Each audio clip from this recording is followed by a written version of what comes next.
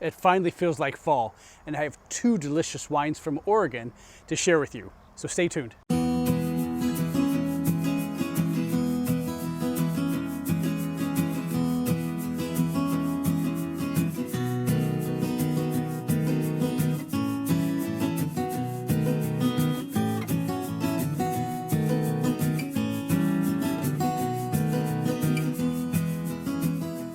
Welcome to this week's episode.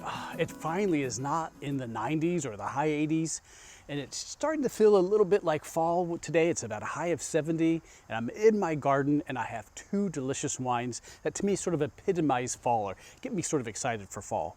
And they're both from Oregon, the Willamette Valley. You can pick them up at Total Wine & More, which is where I went last weekend, because I thought, let's get some wines that I know you guys can find and that are delicious. One I've tried before, it was a few years ago, and then one I've never had before, so let's take a look. So our very first wine for this episode is Coelho, and which is kind of cute. It has a rabbit on it, if you can see that, and it means rabbit in Portuguese. So it's a Portuguese family, and again, from the Willamette Valley. Both wines, because they're from the Willamette Valley, you may hear people say like, oh, it's a cool climate wine. Well, it's true, because this part of, Oregon can get quite cool, especially at night, and it makes great wines, especially the grape like Pinot Gris. Remember, that's also Pinot Grigio, and the Pinot Noir that we're going to look at in just a little bit. Wines that do well when it's not too hot, not too sunny, and it gives them that nice acidity. And remember, acidity is so nice because it goes great with food. So with this wine, it's the 2020 Pinot Gris, and again, I think the last time I had it was maybe 2018 vintage, so it'll be nice. And they had plenty of them at Total Wine. And Pinot Gris is just one of those white wines that I just love and adore, look forward to really all year long, but especially in the fall. Okay, I'll just talk about wines that made me thirsty, so let's go ahead and open it up. But there's nothing like a screw top when you're filming in your backyard. So let's try that. I have a feeling now, my Pinot Gris usually, especially from Oregon, some stone fruit, maybe white nectarine, crisp green apple, maybe a little bit of melon or something like that. But I'm already smelling it, so let's see what it tastes like. And I've just ordered some Chinese food to be delivered. So some of the foods that go really well with the Pinot Gris, especially ones from Oregon, would be Asian food. I mean, we've had this wine with sushi. We've had it with Thai. Tonight we're having Chinese. I'm getting some tofu, some salt and pepper shrimp, and we're getting some chicken fried rice. Oh, I think it's gonna be just great. Well, let's go ahead and smell it. Yeah, maybe I'm getting just a hint of jasmine in there, and a little bit of the melon. You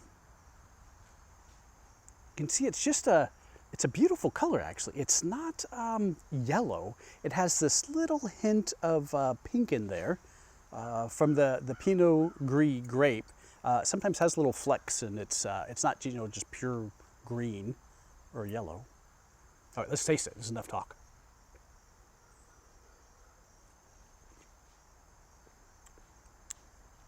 Wow, they make nice wine. Nice acidity. I can taste the fresh white nectarine in there, absolutely. But it also reminds me of not a green apple, but maybe like a Granny Smith or the Golden Delicious, something like that.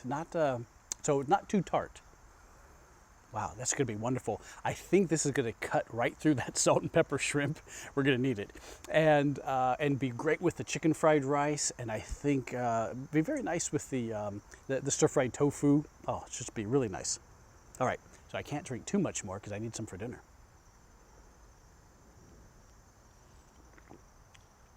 So I force myself. Absolutely delicious. So again, Pinot Gris from Willamette Valley, delicious for this time of year. Most Asian food, or if you're feeling adventurous and you want an Oktoberfest, I think it has enough acidity that it can cut through some bratwurst or a potato pancake, something like that. So if you're feeling like you need an Oktoberfest, Pinot Gris works with that too, to tell you the truth. It's just a go-to white wine. If for some reason you can't find this at Total Wine, or you're like, Trent, is there another Pinot Gris that you recommend at my grocery store? Yes. Hands down, one of our house favorites, we have always bottles of this on hand, is the Chateau Saint Michelle Pinot Gris, and it's from, of course, from Washington State. So just a little bit more north, and their Pinot Gris is, I think, around $10. It's almost, usually on sale. Delicious. Every bottle, we've always loved it year after year. So if you can't find the Coelho Pinot Gris from Oregon, grab the Chateau Saint Michelle, pop it open on a Tuesday night with your moushu pork, and you're gonna be happy. All right, so let's look at our second wine for this week's episode. One of my other favorite grapes for fall that just screams fall is Pinot Noir. Yes, Pinot Noir is great all year round, but we just tend to drink it really from September through about the Christmas time or the holidays. It's just, I kind of tend to like them that way. And then sort of, before Christmas and after, I go for more of the heavy stuff. But Pinot Noir is just one of those delicious wines, and it does really well in cool climates. You'll find Pinot Noir is not really in hot places. It's not going to be in, say Paso Robles where it gets really hot, or in southern France. It's in Burgundy, right, where it really showcases its true nature. So this is called Solena, and it's nice. Again, from Willamette Valley in Oregon. And it's nice because the winery named it after their daughter. Isn't that cute? So the name is a combination of Soleil, sun, and Solana, moon in French. So it's just a beautiful name. And it's a beautiful label. And this wine this is called the Grand Cuvee, which means it's a blend. So Cuvee means blend. And when I was at Total Wine, they also have two other wines from the same winery, and they're called vineyard specific, right? So these are going to be from very specific places. And then to make this wine, they sort of blend what doesn't end up in the single vineyard bottle, and they come up with the Grand Cuvée. Okay. Well, let's give it a try. Pinot Noirs have just this beautiful color to them. I guess why I like them for fall is because they always have that sort of hint of warm spices and cranberry, and maybe a little bit of red raspberry. And this one, you can smell it from where I am. And great acidity. That's why both of these wines are always paired with all sorts of different foods, because they're just great with food. This one, I have to confess, I had it last night with a rotisserie style chicken, and it was just fantastic. So you could have Pinot Noirs with chicken. Salmon is sort of the classic pairing, but you know what? So is lamb, and you could still have it with a steak. People think, oh, you can't have Pinot Noir with something like a beef. Yeah, you can. It works just well. All right.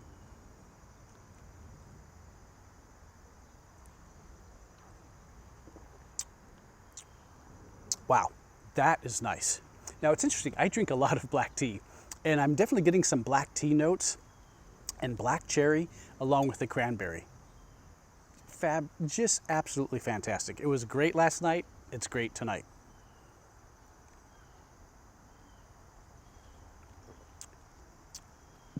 If you've never had an Oregon Pinot Noir, and this wine was just under $30, and our Pinot Gris was just about $20.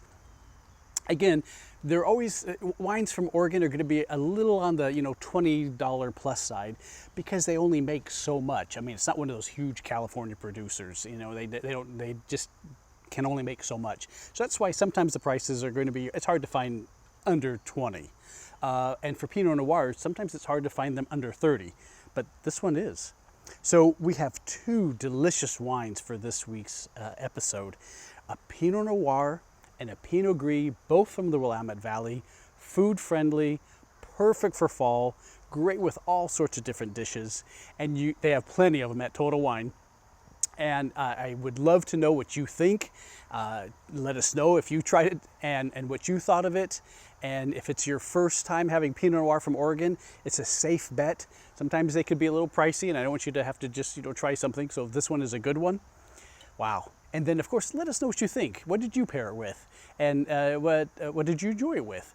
So thank you very much again for tuning in to our episode this week. And thank you for sharing our channel with your friends and family. If you haven't subscribed, please hit the subscribe button. We do this for fun. We do this for education, not for money. And we sure love your support and enthusiasm. Oh, wow. All this talk about wine has made me thirsty. So until next episode, everyone, cheers.